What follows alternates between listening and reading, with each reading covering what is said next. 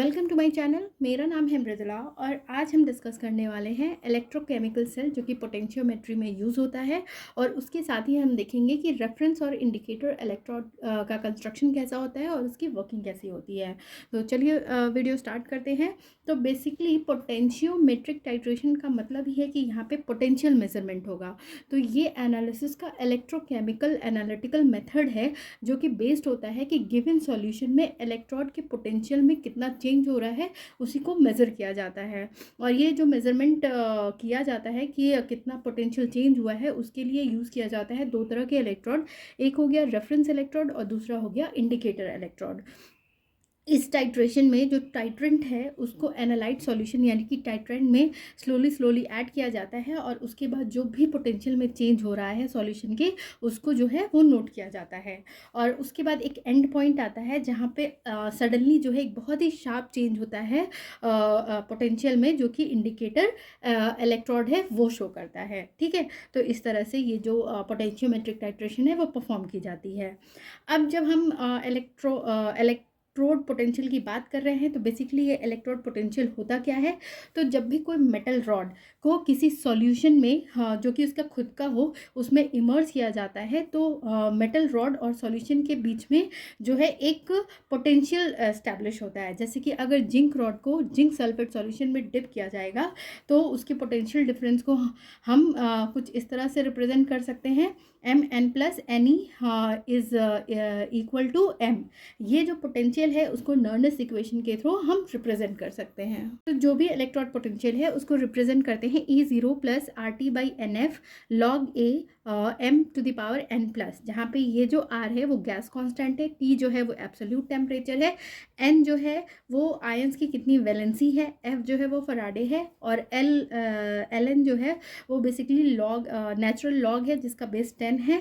ये जो Mn+ है ये जो एक्टिविटी है आयंस की वो है और E0 जो है वो मेटल आयंस के लिए कांस्टेंट है सेल। तो बेसिकली इसमें जो है दो बीकर ले लेते हैं। दो बीकर में दो इलेक्ट्रोलाइट सॉल्यूशन होते हैं जो एक दूसरे से कनेक्टेड होते हैं इलेक्ट्रोड के थ्रू और सॉल्ट ब्रिज के थ्रू। ठीक है, हर एक सॉल्यूशन जो है अपने इलेक्ट्रोड के साथ जो है वो हाफ सेल की तरह एक्ट करता है। और किसी भी इलेक्ट्रोकेमिकल सेल के लिए जो इलेक्ट्रोमोटिव फोर्स यानी EMF जो है उसको हम दिखा सकते हैं E cell is equal to E indicator plus E reference plus E junction. Equation में जो E जंक्शन है वो हमेशा कांस्टेंट रहेगा और E रेफरेंस जो है वो बेसिकली पोटेंशियल होता है रेफरेंस इलेक्ट्रोड का जो सॉल्यूशन की कॉम्पोजिशन पे डिपेंडेंट नहीं होता है, मतलब उससे इंडिपेंडेंट होता है। तो इस तरह से जो पोटेंशियल है इंडिकेटर इलेक्ट्रोड पे वो जो है जो भी सॉल्यूशन उसका क्या नेचर है, क्या उसका कॉम्पोजिशन है जो है उसकी इन्फॉर्मेशन देता है। साथ ही जो भी आयंस है एनालाइट में जो आयंस प्रेजेंट है उनका क्या नेचर है, क्या कॉन्सेंट्रेशन है और किस टेम्परेचर पे जो है वो प्रोसेस जो है वो कंटिन्यू होने वाला है, तो इस पे ये डिपेंड करता है। अब हम देखने वाले हैं रेफरेंस इलेक्ट्रोड। हमने देखा कि यहाँ पे इंडिकेटर इलेक्ट्रोड है और रेफरेंस इलेक्ट्रोड है जो कि इलेक्ट्रोकेमिकल सेल में यूज़ हो रहा है। तो उसी का अब हम सबसे पहले हम रेफरेंस इलेक्ट्रोड के कंस्ट्रक्शन और उसकी वर्किंग देख लेते हैं। तो बेसिकली जो रेफरेंस इलेक्ट्रोड का पोटेंशियल होता है वो ऑलरेडी नोन होता है। ठीक है, क्योंकि हम उससे जो है वो रेफरेंस ले रहे हैं इसीलिए हमें पता चल रहा है कि इंडिकेटर में कितना पोटेंशियल चेंज हो रहा है और इसकी वैल्यू जो है वो कॉन्स्टेंट होती है। मतलब कि जो भी हम एनालाइट यूज़ कर रहे हैं उस पर वो उसका पोटेंशियल जो है वो डिपेंडेंट नहीं होता है। तो बेसिकली जो इलेक्ट्रोलाइट्स यूज़ किए जाते हैं एज अ रेफरेंस इलेक्ट्रोड वो दो तरह के होते हैं। फर्स्ट हो गया प्राइमरी और दूसरा हो गया सेकेंडरी। प्राइमरी में हम देखने वाले हैं हाइड्रोजन इलेक्ट्रोड के बारे में और सेकेंडरी इलेक्ट्रोड में हम देखने वाले हैं saturated calomel electrode, silver chloride electrode, mercury सल्फोजन इलेक्ट्रोड जो है वो रेफरेंस इलेक्ट्रोड के रूप में भी यूज़ हो सकता है और इंडिकेटर इलेक्ट्रोड के रूप में भी हो सकता है। जब इस हाइड्रोजन इलेक्ट्रोड को एसिड सॉल्यूशन में डिप किया जाता है तो ये रेफरेंस इलेक्ट्रोड की तरह एक्ट करता है। लेकिन अगर इसी को किसी एनालाइट या टेस्ट सॉल्यूशन में डिप करते हैं तो ये इंडिकेटर इलेक्ट्रोड की तरह फंक्शन करता है। अब बेसिकली देख लेते हैं कि ये किस तरह का होता है। तो इसमें एक ग्लास ट्यूब होती है। देखिए ये एक ग्लास ट्यूब है जिसके बॉटम में जो है वो होल होता है। उसके अलावा इसके अंदर एक और ट्यूब होता है जो कि जिसमें कि प्लैटिनम का वायर होता है और साथ ही नीचे की साइड में जो है वो प्लैटिनम का फॉइल होता है। इस प्लैटिनम के फॉइल को जो है वो कोट कर दिया जाता है प्लैटिनम प्लैटिनम ब्लैक से, ठीक। तो जब इसके अंदर से हाइड्रोजन गैस पास करती है जो कि 99.8% प्योर होती है, तो ये जो है होल्स है, इसके थ्रू ये हाइड्रोजन जो है वो नीचे की तरफ निकल जाता है। तो जब पूरे ट्यूब को डिप किया जाता है किसी भी सॉल्यूशन में, जैसे कि एग्जांपल में हमने ले लिया 1.8 मोलर HCl 25 डिग्री सेल्सियस पे, तो कुछ हाइड्रोजन गैस जो है वो इस प्लैटिनम ब्लैक के थ्रू जो है वो एब्जॉर्ब हो जाते हैं, जिसकी वजह से जो हाइड्रोजन है उनका गैसीय से आयनिक फॉर्म में जो है वो एक्सचेंज ईजिली हो जाता है। इस तरह से ये जो है वो हाइड्रोजन इलेक्ट्रोड के रूप में फंक्शन करता है। अब वर्किंग देख लेते हैं। तो चूँकि सबसे पहले तो जो हाइड्रोजन इलेक्ट्रोड अगर हम यूज़ कर रहे हैं तो हर एक टेम्परेचर पे उसका जो पोटेंशियल है उसको ज़ीरो ले लिया जाता है, और फिर जब इस हाइड्रोजन इलेक्ट्रोड को दूसरे किसी इलेक्ट्रोड यानी कि रेफरेंस इलेक्ट्रोड से कनेक्ट किया जाता है सॉल्ट ब्रिज के हेल्प से, तो ये जो भी पोटेंशियल होता है इंडिकेटर इलेक्ट्रोड का उसको फिर ईजिली मेज़र कर लिया जाता है। एग्जाम्पल के लिए ले लेते हैं हम, जैसे जिंक इलेक्ट्रोड को हमने कनेक्ट किया हाइड्रोजन इलेक्ट्रोड से potassium chloride salt bridge use करके। तो यहाँ पे जो है उसके लिए हम जो रिएक्शन लिखेंगे वो है H2/H+ डबल ऑब्लिक Zn++/Zn। यहाँ पे जो ये है इस साइड का जो पोर्शन है वो एनोड होता है और इधर का जो पोर्शन है वो कैथोड होता है, ठीक है। और ये जो डबल ऑब्लिक है ये रिप्रेजेंट करता है सॉल्ट ब्रिज को, ठीक है। तो जो सेल रिएक्शन है, हाँ, तो इधर की ये हाफ सेल रिएक्शन है, इधर वाला हाफ सेल रिएक्शन है, ये कंप्लीट होके आपको टोटल इलेक्ट्रोकेमिकल रिएक्शन देता है, ठीक है। तो यहाँ पे हम जो सेल रिएक्शन है उसको अब ऐसे लिख सकते हैं H2+Zn2+ टेंड्स टू 2H++Zn। और हाफ सेल रिएक्शन कैसे लिखेंगे, तो Zn2++2E टेंड्स टू Zn यानी कि जिंक। तो इस तरह से जो है हम किसी भी इलेक्ट्रोड का पोटेंशियल जो है वो डिटरमाइन कर सकते हैं। अगर हाइड्रोजन इलेक्ट्रोड को किसी अदर हाइड्रोजन इलेक्ट्रोड के साथ कनेक्ट कर दिया जाए potassium chloride salt bridge use करके, तो उसका जो EMF जो है सेल का उसको हम मेज़र कर सकते हैं। सबसे पहले तो हमने सेल रिएक्शन लिख दिया H2/H+ डबल ऑब्लिक H+/H2, ठीक है। अब हो गया E = E0 - 0.0591/n × log 1/H+। यहाँ पे E0 जो है वो 0 होगा क्योंकि ये एक स्टैंडर्ड पोटेंशियल है और यहाँ पे n जो है वो 1 होगा।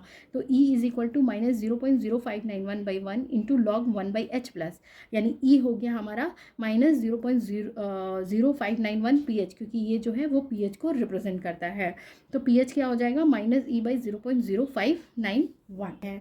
हाइड्रोजन इलेक्ट्रोड यूज़ करने के जो फ़ायदे हैं कि ये जो है वाइड pH रेंज पे यूज़ किया जा सकता है। इसका जो रिज़ल्ट है वो काफ़ी रिप्रोड्यूसिबल होता है, मतलब कि जेन्युइन होता है, इसमें कोई सॉल्ट एरर नहीं होता है। और इसको एज अ फंडामेंटल इलेक्ट्रोड भी यूज़ कर सकते हैं और इसको as a indicator as well as reference electrode use कर सकते हैं। डिसएडवांटेज की बात करें तो इसको ऐसा सॉल्यूशन जिसमें कि बहुत स्ट्रॉन्ग ऑक्सीडाइजिंग या फिर रिड्यूसिंग एजेंट प्रेजेंट हो उस केस में नहीं यूज़ कर सकते। इसको जो है ऐसे सॉल्यूशन जिसमें कि मेटल आयंस है, मेटल आयन जिसका जो कि पोटेंशियल सीरीज़ में हाइड्रोजन के नीचे होते हैं, उनको जो है वो नहीं यूज़ कर सकते क्योंकि वो हाइड्रोजन के साथ फिर रिएक्ट कर लेते हैं, जिसकी वजह से जो मेटल है वो इलेक्ट्रोड के सरफेस पे जाके डिपॉजिट हो जाएगा। ये जो है वो बहुत सारे सब्सटेंसेस जैसे कि प्रोटीन, टैनिन, मरकरी, सॉल्ट्स वगैरह जो है इसकी वजह से पॉइजन हो सकते हैं, मतलब कि उसको हम यूज़ नहीं कर पाएंगे। अब हम देखते हैं सेकेंडरी इलेक्ट्रोड। तो ये इलेक्ट्रोड जो है वो प्राइमरी इलेक्ट्रोड की जगह पे यूज़ होते हैं, जो कि प्राइमरी इलेक्ट्रोड में जैसे मैंने डिसएडवांटेज है कि high oxidising agent, reducing agent के साथ यूज़ नहीं कर सकते, ऐसे मेटल जो पोटेंशियल सीरीज़ में हाइड्रोजन के नीचे है उनके साथ यूज़ नहीं कर सकते। तो इन सारी प्रॉब्लम्स को कम करने के लिए सेकेंडरी इलेक्ट्रोड्स यूज़ किया जा सकता है। तो सबसे पहला जो है वो सेकेंडरी इलेक्ट्रोड जो यूज़ करते हैं वो है कैलोमेल इलेक्ट्रोड। इसको कि मर्क्यूरिस क्लोराइड इलेक्ट्रोड भी कहा जाता है और इसके अलग अलग फॉर्म्स हैं। जैसे सबसे पहला हो गया बेल जार टाइप। इसमें क्या होता है, एक वाइड माउथ का बॉटल होता है जिसमें कि सबसे नीचे मरकरी प्लेस करते हैं, उसके ऊपर कैलोमेल पेस्ट होता है जो कि जिसमें कि मर्क्यूरिस क्लोराइड पोटेशियम क्लोराइड के साथ होता है। जस्ट उसके ऊपर जो है वो पोटेशियम क्लोराइड का सॉल्यूशन रखते हैं जो कि सैचुरेटेड होता है, ठीक है। उसके साथ ही यहाँ पे कॉर्क जो है वो फिट किया जाता है जिसके अंदर एक ग्लास ट्यूब होता है। ग्लास ट्यूब के अंदर जो है वो मरकरी वायर होता है। उसके अलावा यहाँ पे एक और जो है वो सॉल्ट ब्रिज प्लेस किया जाता है ताकि दूसरे इलेक्ट्रोड के साथ इसको कनेक्ट किया जा सके। उसके साथ ही कॉर्क लिया जाता है जिसके अंदर एक ग्लास ट्यूब होता है और उस ग्लास ट्यूब में प्लैटिनम वायर होता है जो कि मरकरी को टच करता है। एक सिफॉन ट्यूब जिसके अंदर पोटेशियम क्लोराइड जो है वो फिल्ड होता है और एक नीचे जो है अगार प्लग लगा होता है जैसे कि पीछे फिगर में था। एक एंड पे उसको भी कॉर्क के अंदर फिट किया जाता है जिससे कि लिक्विड जंक्शन का कनेक्शन मेंटेन किया जा सके। सेकेंड है side arm test tube type. इसमें क्या होता है कि सबसे नीचे जो है स्मॉल अमाउंट ऑफ मरकरी के ऊपर जो है वो कैरामल पेस्ट होता है, उसके ऊपर पोटेशियम क्लोराइड का सॉल्यूशन होता है जो एक आर्म से फिल किया जाता है। ठीक है। उसके बाद जो ये जो पोटेशियम क्लोराइड सॉल्यूशन है वो कनेक्शन बनाने के भी यूज़ होता है सॉल्ट ब्रिज के थ्रू दूसरे हैंड को यूज़ करके। ठीक है। और यहाँ जो इलेक्ट्रोकेमिकल कनेक्शन मरकरी का होता है वो बेसिकली इसमें एक ग्लास ट्यूब होता है जिसके अंदर जो है प्लैटिनम वायर होता है जो मरकरी को टच करता है, तो इससे जो है वो इलेक्ट्रिकल कनेक्शन जो है वो बन जाता है। जो पोटेंशियल होता है कैलोमल इलेक्ट्रोड का वो डिपेंड करता है पोटेशियम क्लोराइड सॉल्यूशन का क्या कॉन्सेंट्रेशन जो है वो इलेक्ट्रोड में फिल किया गया है। थर्ड है टेस्ट ट्यूब टाइप। इसमें बेसिकली एक ट्यूब होती है जो कि अबाउट 15 सेंटीमीटर होगी और इसका जो डायमीटर है वो 1 to 1.5 सेंटीमीटर होता है।